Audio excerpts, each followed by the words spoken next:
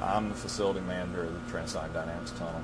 And how long have you been doing that? I've been facility manager for just about 3.5 years. How long have you been working in the tunnel altogether? Altogether, I started working here in 1980 and became a permanent employee in 1982. So I've been here for quite a while. Years? Yeah. You started as a baby. Just about, right up. What did you start out doing? I was a test engineer here at the facility from the very beginning. After graduating from Virginia Tech with a bachelor's degree in aerospace and ocean engineering, I was hired by NASA Langley to work here at the Transonic Dynamics Tunnel, and I've been a test engineer since then. Basically a test engineer from 1982 to about 1995. And then I started going into some of the program management aspects of the work and eventually became the facility manager in 97. So, been here a while. So have you worked in any of the other tunnels?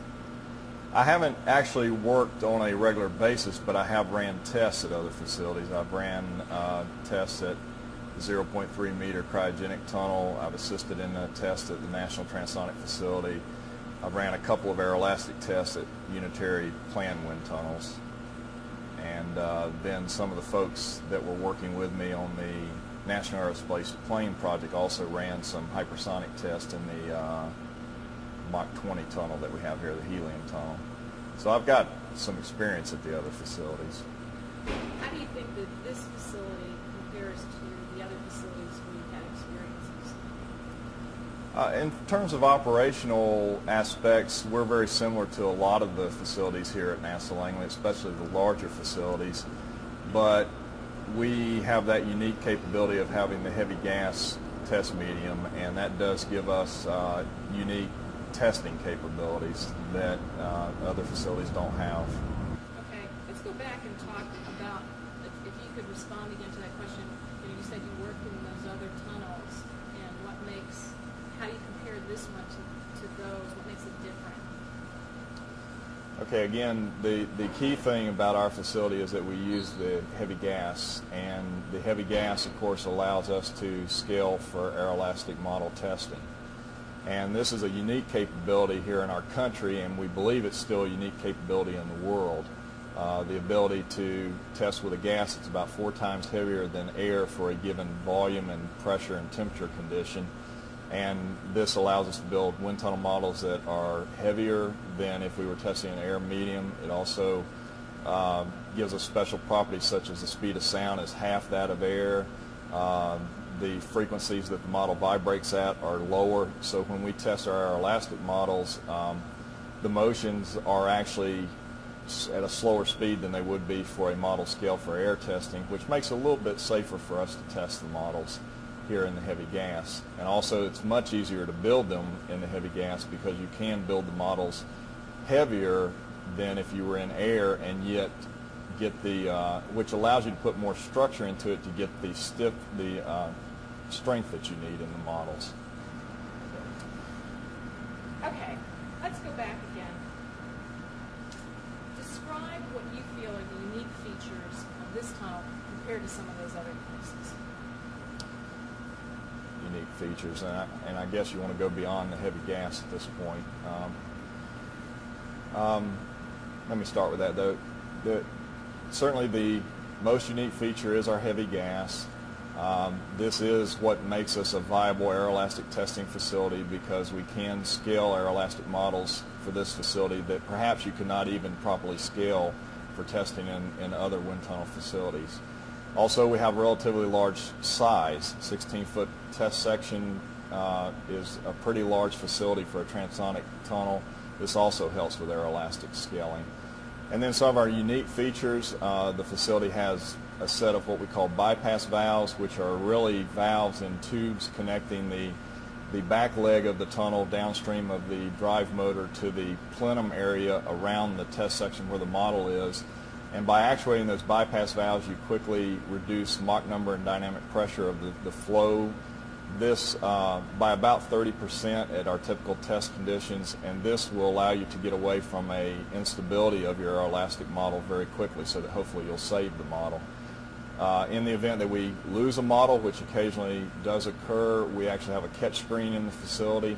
So this prevents the facility itself and the drive motor fan blades from being damaged. Some other unique capabilities in our facility, we have the oscillating vanes. Quite frankly, we don't use those very often, but we have the capability of putting 4 wing-like vanes upstream before our test section.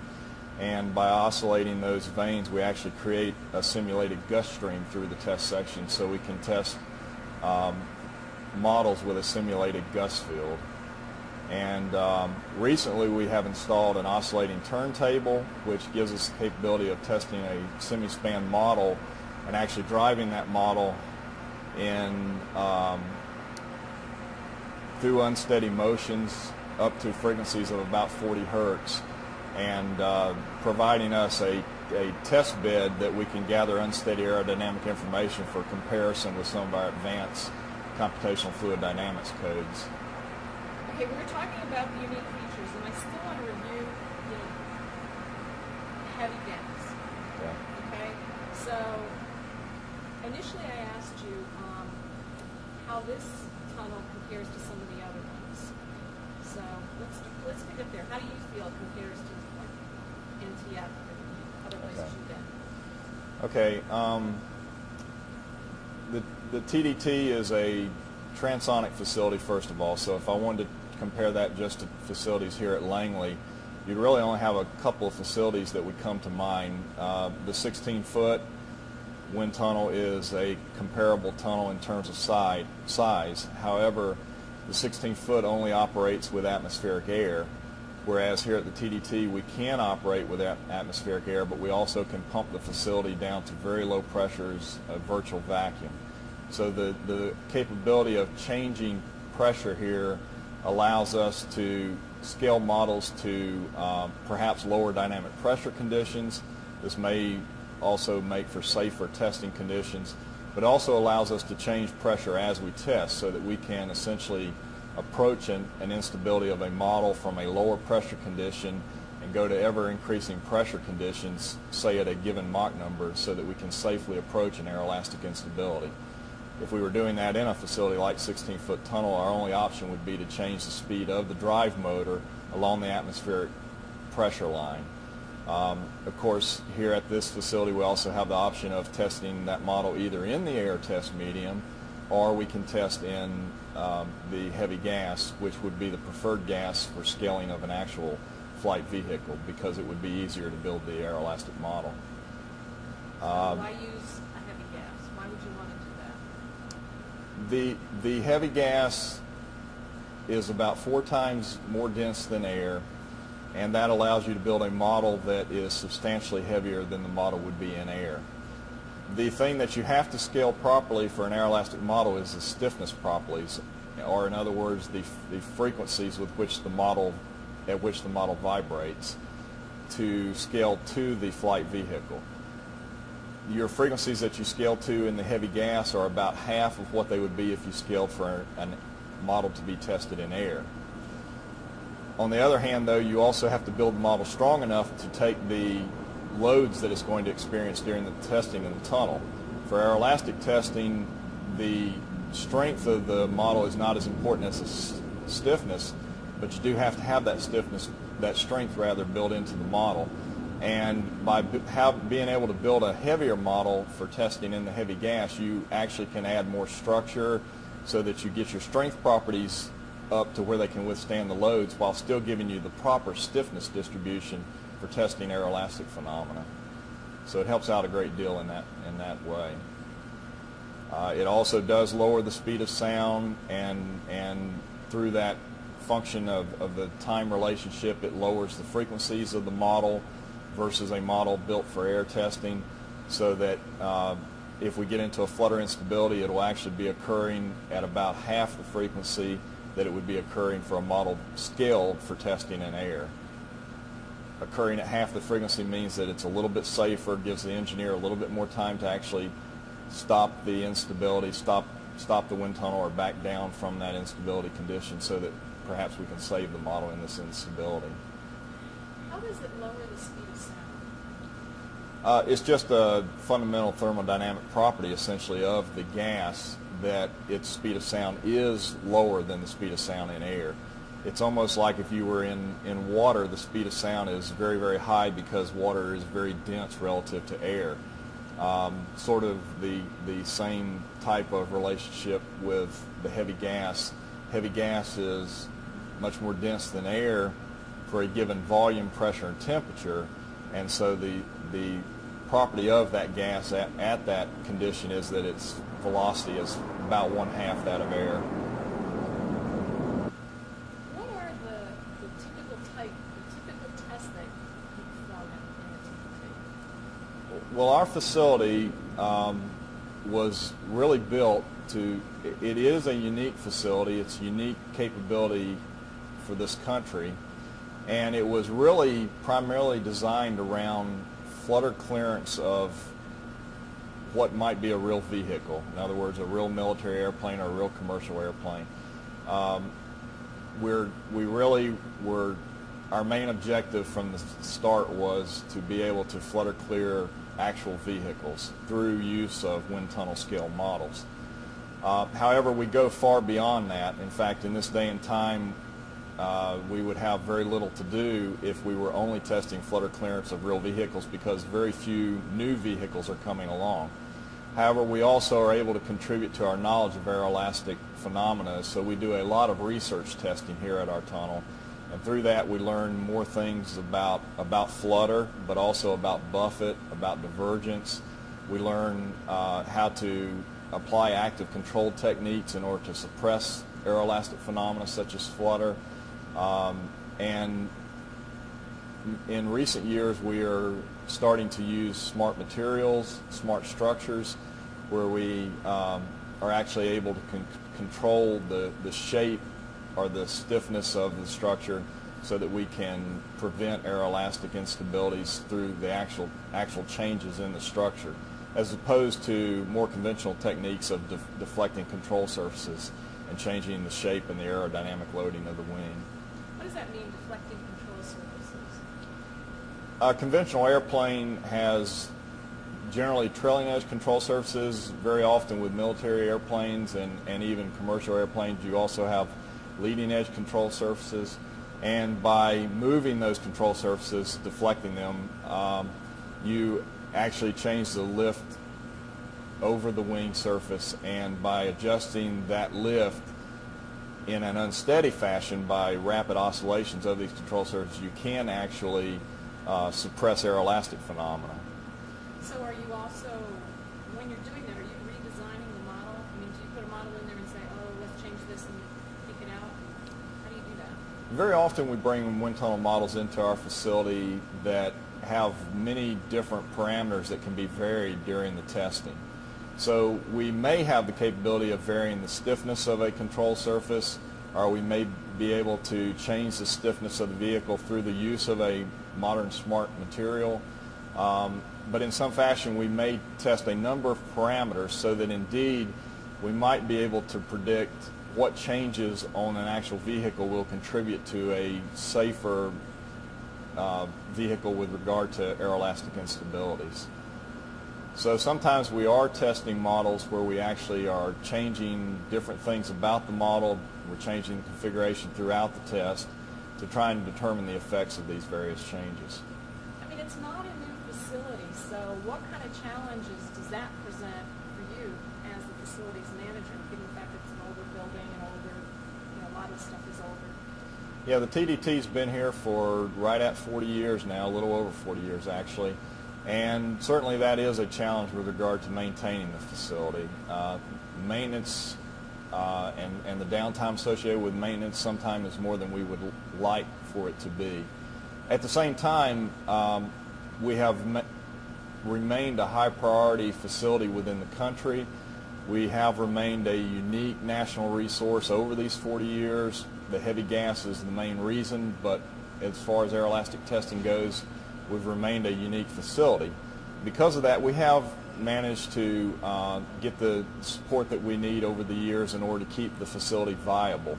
And there's been a number of things that have happened along those lines. Back in the mid-1980s, we had the what we refer to as the density increase of our facility, where we actually rewound the drive motor and made it, we increased it from a 20,000 horsepower drive motor to a 30,000 horsepower drive motor.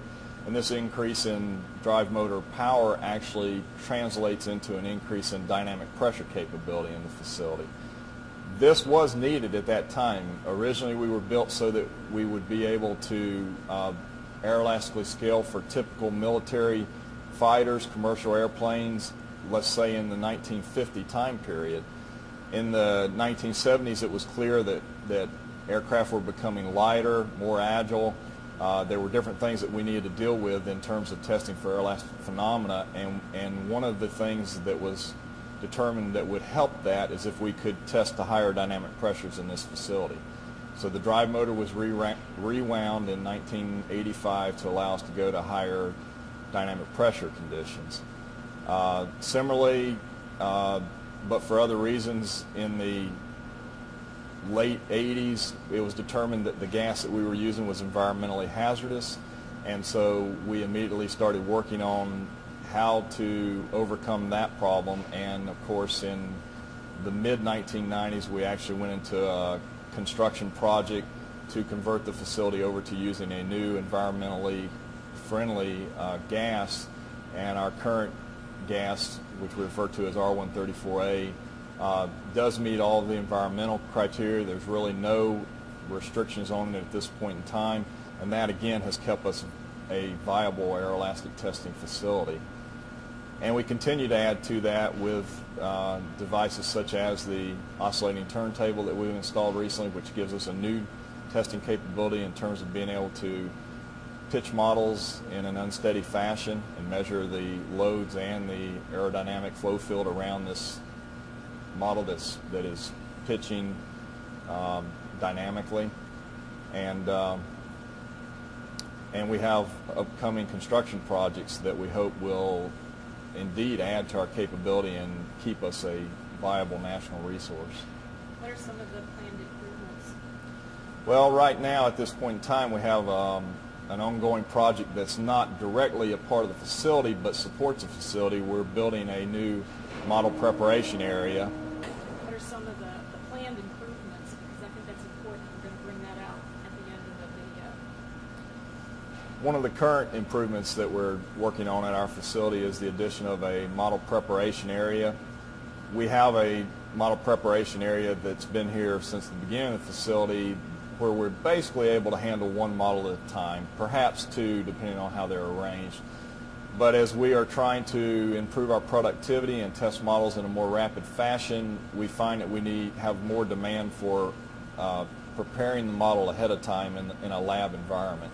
So we are actually adding right now a model preparation area. It's a conversion of a previously existing building, but we are installing model support systems that basically simulate TDT support systems, so that we'll have at least 2 additional areas in which we can prepare models for testing in the wind tunnel.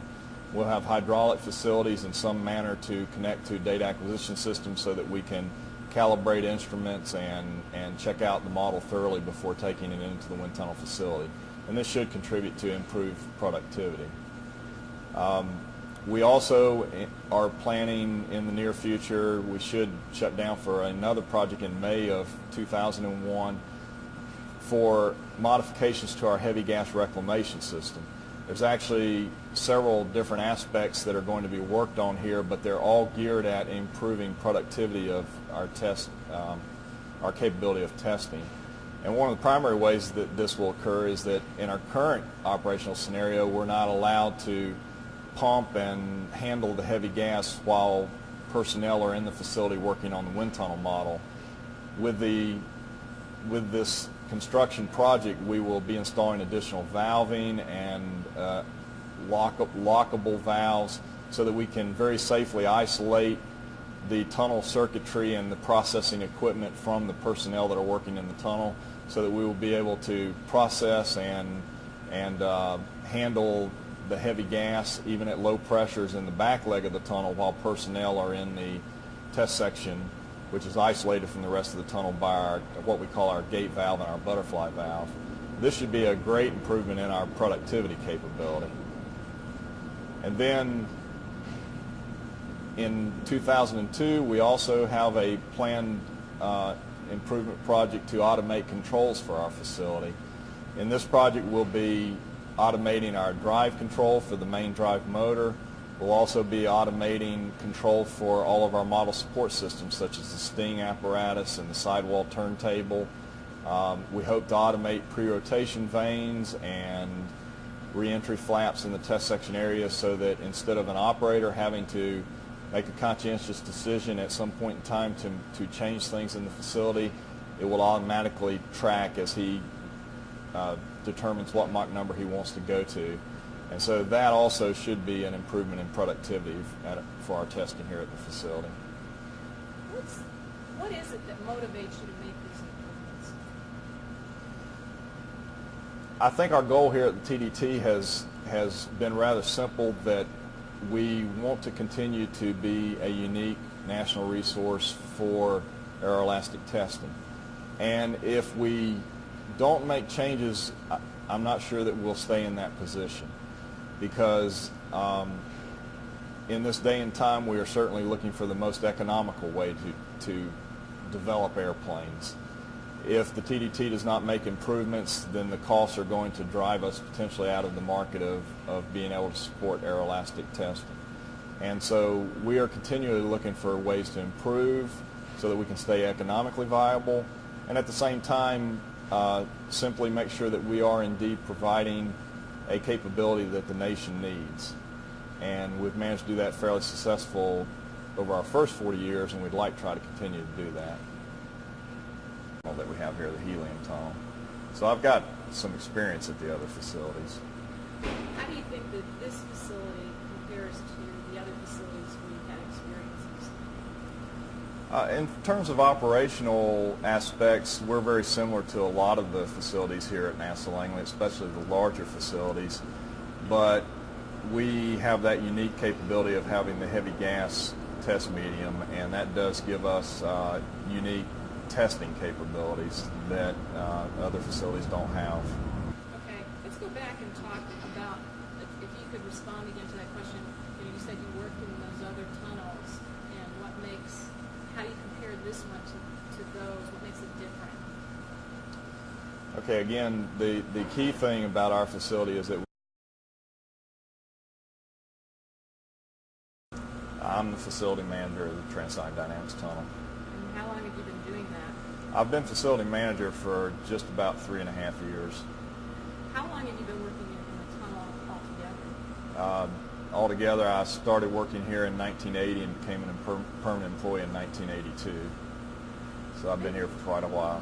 Years? Yeah. You started as a baby? Just about, right up. What did you start out doing? I was a test engineer here at the facility from the very beginning. After graduating from Virginia Tech with a bachelor's degree in aerospace and ocean engineering, I was hired by NASA Langley to work here at the Transonic Dynamics Tunnel, and I've been a test engineer since then. We use the heavy gas, and the heavy gas, of course, allows us to scale for aeroelastic model testing. And this is a unique capability here in our country, and we believe it's still a unique capability in the world. The ability to test with a gas that's about 4 times heavier than air for a given volume and pressure and temperature condition. And this allows us to build wind tunnel models that are heavier than if we were testing an air medium. It also gives us special properties such as the speed of sound is half that of air. The frequencies that the model vibrates at are lower, so when we test our aeroelastic models, the motions are actually at a slower speed than they would be for a model scale for air testing, which makes it a little bit safer for us to test the models here. Basically a test engineer from 1982 to about 1995, and then I started going into some of the program management aspects of the work, and eventually became the facility manager in '97. So I've been here a while. So have you worked in any of the other tunnels? I haven't actually worked on a regular basis, but I have ran tests at other facilities. I've ran tests at 0.3 meter cryogenic tunnel. I've assisted in a test at the National Transonic facility. I've ran a couple of aeroelastic tests at unitary planned wind tunnels.